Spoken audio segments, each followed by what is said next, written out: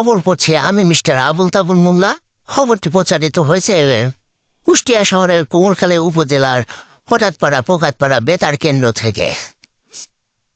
সাংবাদিক জানিয়েছেন হঠাৎপাড়া পোকাতপাড়ায় একটি খাসি ছাগল হারিয়ে গেছে। পরনে ছিল কালো রঙের ভুরকা এবং চোখে চশমা। ছাগলটির বাবার নাম ছিল মোহাম্মদ পাঠা এবং মায়ের নাম ছিল প্রিন্সেস পাটি খাতুন।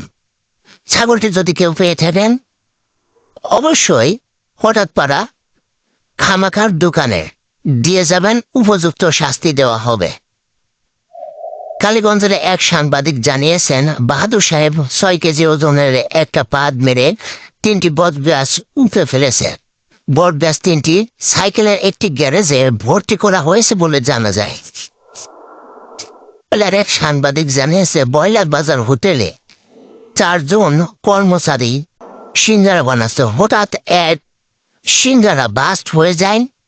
8 জনের মধ্যে 6 জন আহত হয়। আহতদেরকে বাস স্ট্যান্ডে দাফন করা হয় এবং নিহতদেরকে সাইকেল স্ট্যান্ডে ভর্তি করা হয়েছে বলে জানা যায়।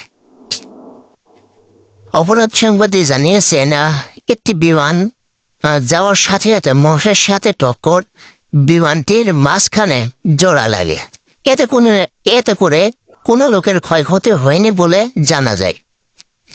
আবহাওয়া বার্তা, আগামীকাল 10 নম্বর দবিরগঞ্জ, কাশীঘাট, শিবনগর, কাটাখালী পাতলা পায়খানা হয়ে যেতে পারে। তাই এসব এলাকার লোকজনকে 10 নম্বর বিপদ সংকেত দেখা যেতে বলা হয়েছে।